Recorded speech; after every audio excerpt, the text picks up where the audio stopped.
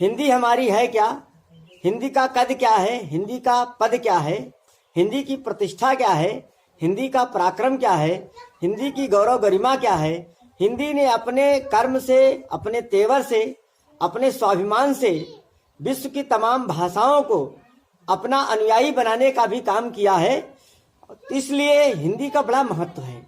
हिंदी पर तमाम ऐसे साहित्य लिखे गए, तमाम काव्य और महाकाव्य का सृजन किया गया, जिसके कारण हिंदी के लोग दुनिया दीवानी है। इन्हीं सब भावों को रेखांकित करना चाहता हूँ हिंदी में ही। आप सबका आशीर्वाद मिले।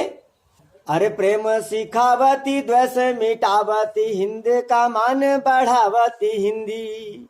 अरे प्रेम सिखावती, द्वेष मिटावती, हिंद का मान बढ़ावती हिंदी। और भाव प्रभाव करे मन भावन, पावन गान सुनावती हिंदी।